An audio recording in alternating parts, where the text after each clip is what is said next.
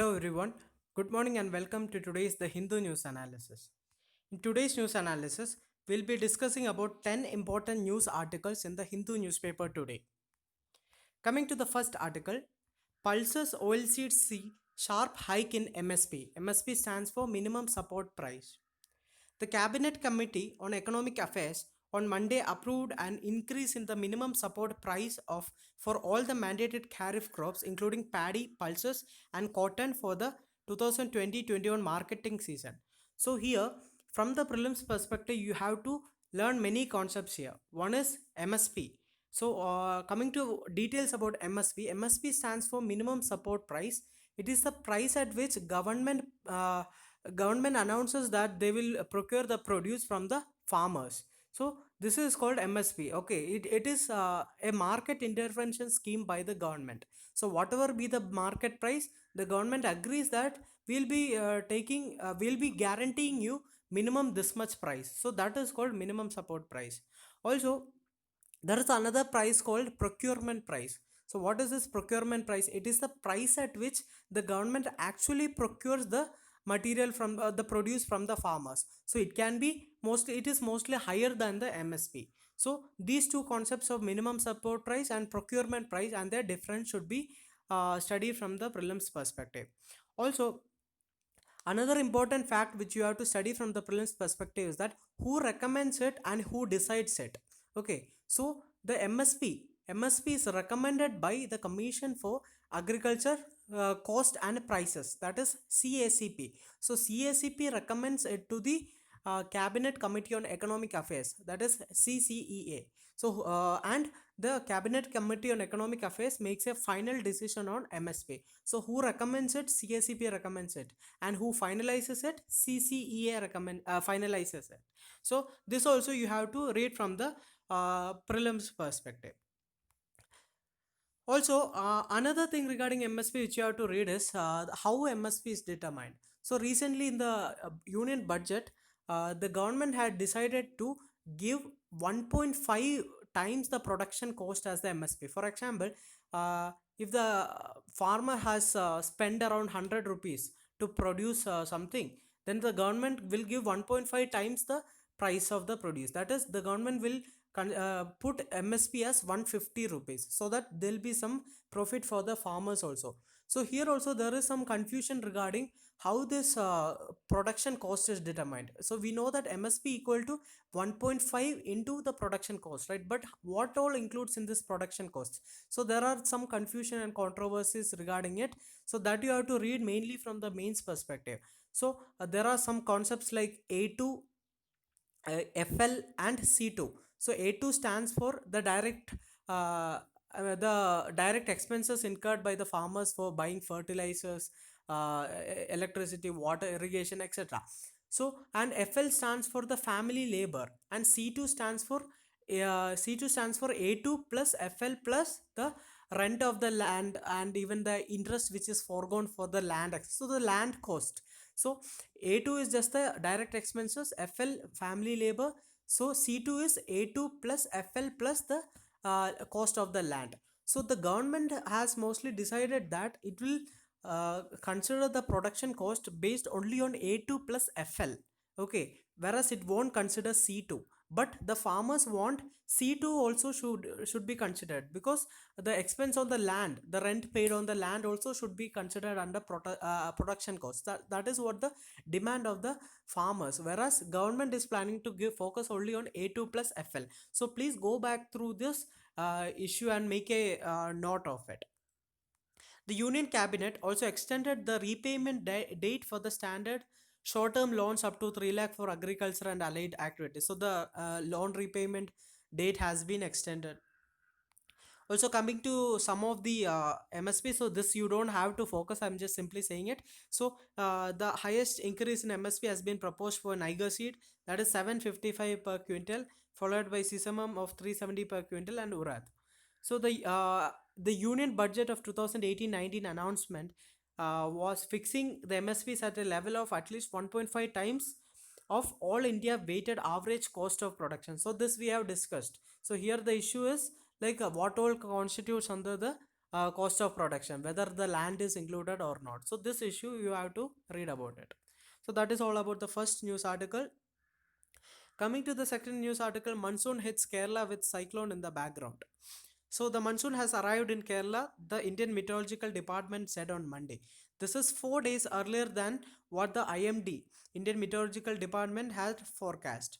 However, 700 kilometers from Mumbai, a nascent cyclone is brewing in the Arabian Sea and is likely to hit North Maharashtra as well as the Gujarat coast by June 3rd. So we have already seen one cyclone, that is cyclone Amphan in the eastern coast, which has hit West Bengal and Odisha, right?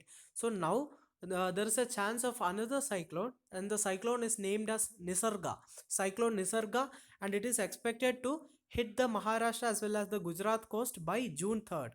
The IMD's latest prediction, a cyclone update, expects it to balloon it into a severe cyclone by the middle of the week. So this is the second in the series of a cyclone which is happening most frequently. One in the Bay of Bengal and one is the Arabian Sea. So we have discussed multiple times in the previous days also that you have to learn about how why this cyclone frequency is increasing year by year, and you have to relate it with the global warming. So global warming resulting in more warmer oceans, which implies more evaporation. More evaporation means low pressure creation, including with the influx of the surrounding winds due to Coriolis force, results into the formation of the cyclone. So more the global warming increases, this cycle will increase in its intensity as well as frequency. So that is why more cyclones are being faced by the areas. So this also you have to learn. Also, the presence of cyclone near the land during the monsoon could also delay the progress of the monsoon and put it into a hiatus. So this cyclone can also affect the progress of the monsoon also. So this is also another issue which is happening. Coming to the next news article, Moody's downgrades India's rating. So Moody's is a credit rating agency.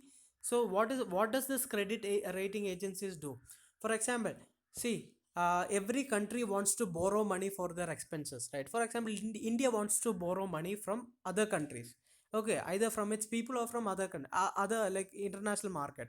So to do that, Indian government gives government bonds, right?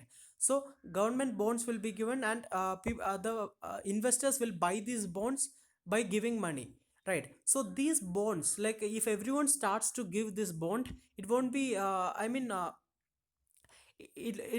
each of this bond has some risk, right? For example, a country like US and a poor country like Somalia, the bonds given by both the governments cannot be equal, right? Because there is more credibility and economic stability for the bond issued by the US, whereas a country like poor country like Somalia, when it issues bonds, it is actually more risky. There's a risk of repayment, right? So in order to uh, measure this risk, these credit rating agencies, they give ratings for each of these bonds.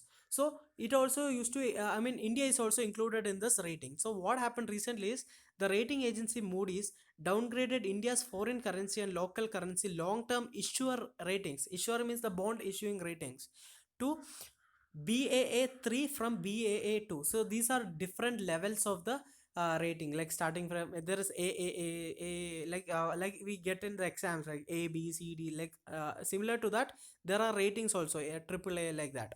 Okay, so now what happens is India's rating has been lowered to BAA3 from earlier it was BAA2, right? And it also maintained negative outlook also regarding India's rating. Uh, so the reason is that the prolonged period of low growth and further deterioration in the government's fiscal position. So that is the reason for the downgrading of India's rating. Also, it reflects the deep stresses in the economy and the financial system. Also, it is the lowest grade in the investment grade. So here one can like these ratings are being the gradings can be divided into two. One is investor grade and non-investor grade. Non-investor grade is also called as junk grade. Okay, so only people will like investors will like to wish invest only in investor grade bonds. Only that only will that is only safe, right? So now this India has got the grade in the investment grade, that is fine, but it is in the lowest investment grade. Baa3 is the lowest in the investment grade in Moody's rating ladder. This means India is just one notch above the non-investment grade or the junk grade. So this is another issue. The rating agency expects the country's GDP to contract by 4% in the current financial year. So anyway, and the GDP growth is expected to pick up in the next fiscal to 8.7% and closer to 6% in the year after. So this is what the prediction for the GDP in the coming years. So that is all about it. Now coming to the COVID related news, nearly 2 lakh COVID-19 cases in India. India on Monday recorded 7,584 new COVID cases and 204 fatalities. So now the active cases are 96,988 while the recovered cases are 95,000. So here we can see that the recovered cases is also coming near to 50%. Like now it is around 40%, and the 48%. Sorry, the death toll has also rose to 5,604. The national recovery rate stands at 48.19%, while the case fatality rate is 2.83%. The ministry also warned that the COVID-19 primarily attacks the lungs, which can be impaired by smoking, so smokers are at a higher risk. So that is regarding the COVID related news. The recovery rate is improving. So we hope the recovered cases will become more than the active cases in the coming days. Coming to the next article, Cabinet Committee okays rupees 50,000 crore infusion for MSMEs. So we have already seen that in the recent days under the Atmanirbhar Bharat Abhiyan, there have been various measures to improve the condition of the MSMEs. So now the Cabinet Committee have okayed many of those proposals. So that is the news about.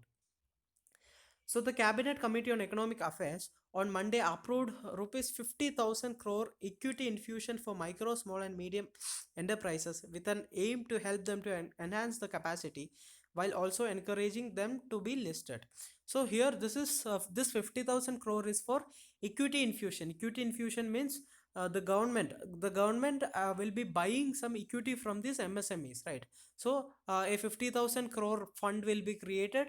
uh, in that 50,000 crore fund, 10,000 crore will be directly infused by the government and other 40,000 crore will be raised, and the equities of the MSMEs will be bought, so that MSMEs will be getting more money to improve their economic stability. Besides, approval was also given for a subordinate debt of rupees 20,000 crore to provide equity support to stressed MSMEs. So we have seen that under Atmanirbhar Bharat, there was there was a credit guarantee scheme of around 3 lakh crore for MSMEs whose debt is less than 25 crore, right? So that is for the MSMEs which are stressed only due to the COVID-19 pandemic. And for the MSMEs which were stressed even before the COVID-19 pandemic, there was a provision of this subordinate debt of around 20,000 crore, right? So here what is the issue with this subordinate debt? Here only partial credit guarantees will be given by the government, whereas uh, coming to the other 3 lakh crore thing, 3 lakh crore credit guarantee, 100% credit guarantee will be given to the uh, MSME. So this also has been approved as of now. Also, the another important approval is regarding the new definition of the MSMEs. We all know that previously MSME definition was based on an investment in machinery and all, right? So now there has been a shift. The Prime Minister Narendra Modi also approved the new definition of MSME, increasing the investment limit. So now the focus is on investment limit as well as the annual turnover. Earlier it was only the investment in the plant and machinery. Right now it is a composite definition which includes investment limit as well as the annual turnover. So now what is the limits? Let us discuss that. So for medium industries, the investment limit is 50 crore and the turnover is at till 250 crore. And coming from small industries, micro industries, the investment limit is 1 crore and the turnover is till 5 crore. And for the small enterprises, the investment limit will be 10 crore and the turnover will be 50 crore. Here you just make a table. Okay, you just make a table for what is the limits for micro industries, medium industries and small industries. Okay, that will suffice here. Also another change which had happened was like the distinction between the goods and the services had been taken off. Now both are considered to be same. Okay, the investment and turnover limit for both goods and services are considered to be the same. Okay, so that is all about it. So here you can also go to the basics of the various cabinet committees and who chairs the cabinet committee. So here for cabinet committee on economic affairs, it is chaired by the prime minister. Okay, similar to that, there are committees where the home minister is the chairman. Okay, so from the prelims perspective, please make a note of the cabinet committees. There have been some new committees also which have been constituted. Go through which all are those new committees and who all are the chairman of this cabinet committees. So that is also important from the prelims perspective. Coming to the next article, can allow non-profit organizations to list on social stock exchanges. So this is also another important concept, social stock exchanges. We have heard about normal stock exchanges where trading happens, right? So here social stock exchanges, it is focused mainly on the social services like donations, charity, philanthropy, etc. Okay, so this was announced in the union budget.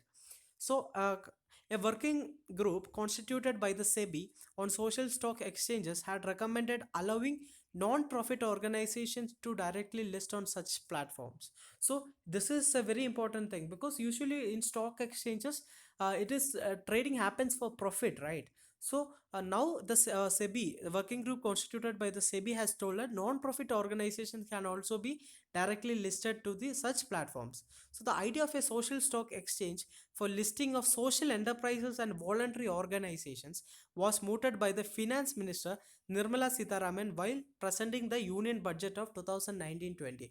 So here the people who want to donate to the charity for philanthropy activities and all can invest in this. Okay, those who are not expecting much profit and they want to do social services and all, they can invest in this social stock exchange. So that is the idea of a social stock exchange.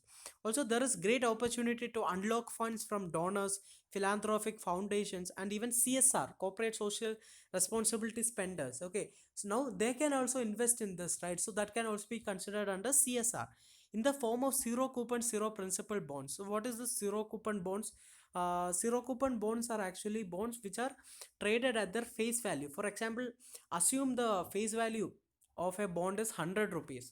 So what happens is when I am issuing, so if assume that if I am issuing the bond and my bond's face value is 100 rupees, but what I will do is I will trade it for 95 rupees and I will ensure that after the time period, for example if the time period is 1 year, so after the time period you will be getting back 100 rupees that I am trading for 95. I am giving it them to initially for 95 rupees and they'll be getting back 100 rupees after the time period.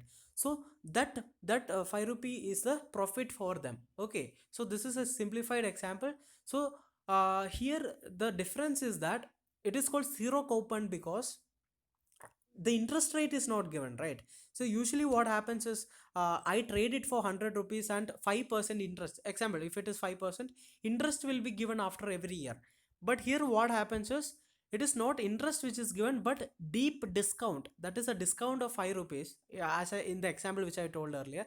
So a deep discount is given in the initial time itself, so that and the bonds will be redeemed at the face value. So you can also you can just go through this concept of zero coupon zero principal bonds.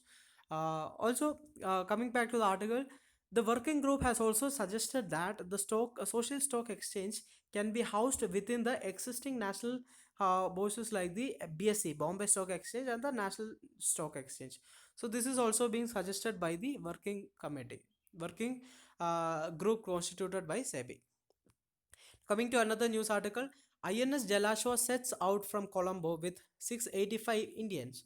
So we have already seen that the Indian projects in order to bring back the stranded Indians from various countries. One is the uh, Vande Bharat mission by the Indian government, and second is the Samudra Setu mission by the Indian Navy. So INS Jalashwa, it comes under the Samudra Setu mission by the Indian Navy. So, coming to the news, INS Jalashwa sets sail from Colombo in Sri Lanka to Thoothukudi in Tamil Nadu with 685 Indians on Monday evening under the phase 2 of the Operation Samudra Setu by the Navy. After this, INS Jalashwa will repatriate another 700 Indians from Mali in Maldives to Thoothukudi. So, under the phase 1 of the Operation Samudra Setu, the Indian Navy has already repatriated 1,488 Indian nationals from Mali to Kochi. So this is the just read about the Samudra Setu mission from the prelims perspective, and about the Vande Bharat mission also. So that is all about it. Now coming to the editorial of the day, ominous signal. So this is regarding the bad situation faced by the economy after the COVID-19 crisis, even before the COVID-19 crisis. Okay, so the Indian economy is in a severe slowdown that is only going to get worse in the pandemic stricken world. So also the recent data which has come, it has only barely reflect the impact of the public health crisis, because the public health crisis, the lockdown and all started in March 25th, right? So March 25th means it is the end of the fourth quarter four. So quarter four is from January to March. So the lockdown started only at the last week of the March, right? So this public health crisis caused by the COVID-19 is not actually reflected in this. Okay, it will reflect in the next quarter only, right? So even without considering this public health issue, the NSO estimates shows the fourth quarter and the fiscal 2019-2020 growth slumped to 3.1% and 4.2% respectively. That is the fourth quarter, that is January to March growth was 3.1%, and the complete fiscal 2019 to 2020 fiscal growth was only 4.2%. That is even before the COVID-19 has come, the economy has slowed down to 4.2%. Now what will happen after the COVID-19 issue, it will be seen in the data which comes in the coming days. Also, the gross value added for the first three quarters have been revised significantly downward, shows that the economic malaise was deep and widespread even before the novel coronavirus landed on the Indian shores. So the sectors which have been affected badly are manufacturing, construction, trade, transport, hotels, communication, financial, real estate, and professional service sectors. Also, there is a demand drought. The private consumption spending, which accounts for 55 to 60% of the GDP, extended a downward trend as the growth slid to 2.7%. So, as we all know, people are having less money. Less money means reduced demand and reduced private consumption, right? So that is reflected in the growth rate of private consumption to of around 2.7%. Also, output are the eight core industries that represent 40% of the index of industrial production, that is IIP. It also contracted by alarming 38% in April. So here you have to, from the prelims perspective, you have to learn about IIP, which all are the eight core industries which constitute around 40% of the IIP, and so what are the main components of IIP? So these facts should be learned, and what is the base year of IIP also. These facts has to be learned from the prelims perspective. Also coming back to the editorial, merchandise exports shrank 60% in the same month. The RBI was categorical in its assessment that a recovery would likely start only from the October quarter. So in this next quarter, that is after March, it is April to June quarter, then July to September quarter, there is no likely recovery which is about to happen. It will happen only from October quarter only. So for even for that to materialize, the center must act. Its package has been focused on the credit enhancement measures that ease supply side constraints and structural reforms that may bear fruit over a longer horizon. The supply side intervention will take some time to improve, right? So, but the imperative now, the need now is to bite the bullet and opt for a massive fiscal stimulus that actually puts cash in the hands of the consumers. That is, demand side efforts is more important as of now rather than the supply side efforts, right? So that is what the editorial talks about. Coming to the next editorial, workforce habits.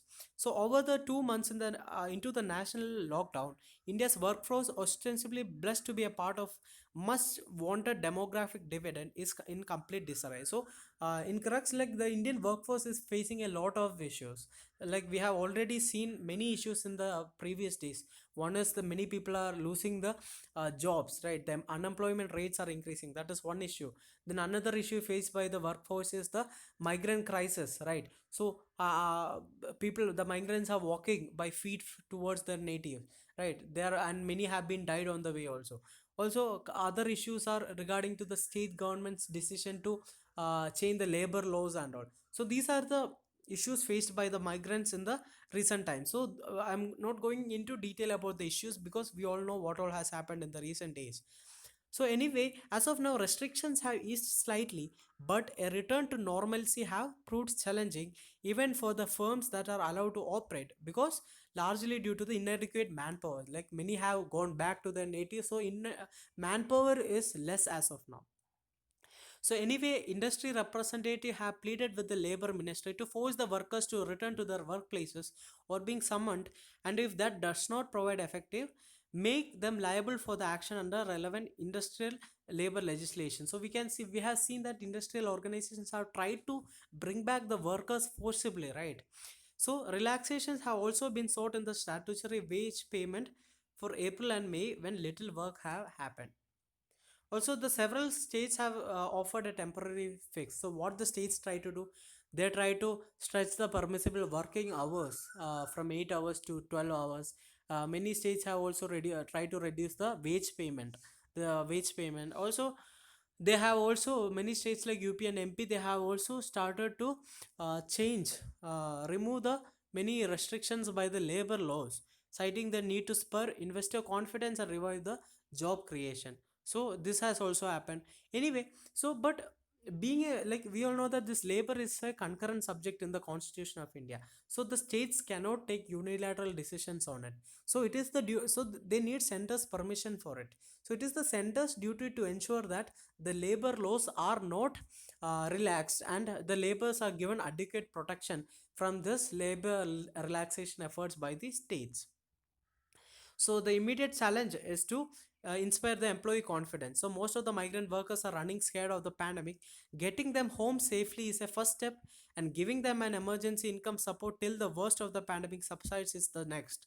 But for them to return to the work enthusiastically, it is equally critical to reorient India's current approach to urban and industrial housing.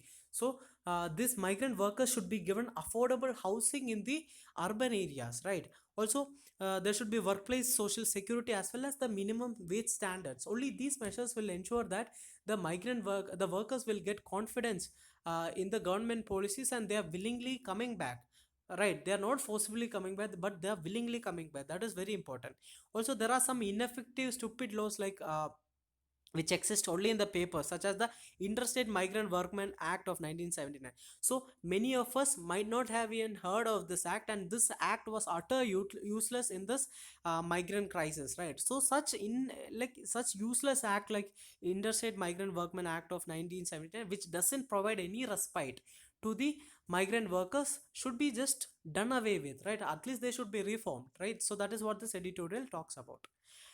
Coming to the last article, India, China, and the fortifying Africa outreach. So this is regarding the issues faced by Africa due to this COVID-19 pandemic and the changes in the response of China and India towards the African nations.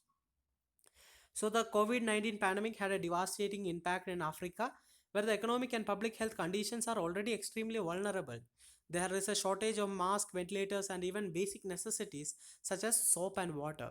So such conditions have meant that Africa's cycle of chronic external aid dependence continues.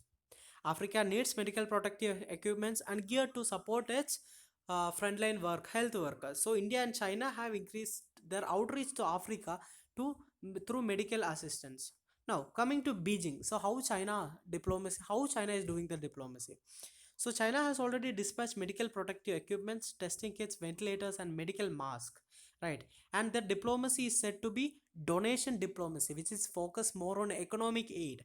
It it's a the Beijing's donation diplomacy in Africa aims to achieve three objectives. One is to shift the focus away from talking about the origins of the virus in Wuhan, then building goodwill overseas, and to establish an image makeover. So we have already seen that China's image in the world is coming down, particularly due to this COVID-19 pandemic. Now they are trying to improve their image through this aid, giving aid and all, right? So Beijing's advantage lies in its economic heft and political influence in Africa. So Beijing is focused more or donation diplomacy, that is checkbook diplomacy, right? So focus more on economic aspect. Now let us see what is India's focus. So India, coming to India, the fact that even with limited resources, India can fight the virus at home while reaching out to developing countries in need is a testament to the India's status as a responsible and reliable global stakeholder. Now, what has India done as of now? Coming to uh, India's efforts, India's role as a pharmacy of the world, as a supplier of low-cost generic medicines is widely acknowledged. So, pharmaceutical products, along with refined petroleum products, account for 40% of the total Indian exports to Africa. So, India is sending consignments of essential medicines, including hydroxychloroquine and paracetamol, to 25 African countries, in addition to doctors and paramedics at a cost of around 600 million rupees. Even the initial beneficiaries were the African Indian Ocean island nations of Mauritius, Seychelles, Comoros, Madagascar, and all under the India's Mission Sagar. So, from the prelims perspective, you have to learn what Mission Sagar is. Okay. Also, a timely initiative has been the e-ITEC, COVID-19 management strategies. So, what is this e-ITEC COVID-19 management strategy? It involves webinars exclusively aimed at training the healthcare professionals from Africa and the SARC nations, and sharing of the best practices by the Indian health experts. Also, across Africa, there is a keen interest to understand the developments and best practices in India, because the two share similar socio-economic and developmental challenges. Right, India, Africa is more similar to India than to China, right? Both are democracies, both are facing similar socio-economic conditions and all, right? And both were under the colonial, even the colonial history were the same. So, India is a better partner to Africa than China, right? Now, coming to the comparisons, the contrast, what are the differences between India's and China's efforts? Both India and China, through the respective health and donation diplomacy, are vying to carve a space and position for themselves as a reliable partners of Africa in this time of need. So here you can just say that China's is donation diplomacy and India's is health diplomacy, right? So, but there are significant differences in these approaches. For China, three aspects are critical: money, political influence, and elite level wealth creation. That is important. Strong state to state relations as opposed to people ties, and hard infrastructure projects and resource extraction. So this is China's method of diplomacy, whereas India's method of diplomacy is different. India approach, on the other hand, is one that focuses on building local capacities and equal partnership with Africans, not merely with the African elite concerned. So China is focusing on the elites, right? But India is focusing on the people, right? China is focusing on state to state diplomacy, but India is also focusing on people to people connection, right? So China's is a kind of hard diplomacy, whereas India's is kind of soft diplomacy, right? So that is like this approach between difference between India and China should be learned. This is important from the prelims, important from the mains, GS2, as well as the interview perspective. So I hope you liked today's video. Please press the like button, subscribe to the channel, and share the video with your friends. Have a great day. Thank you.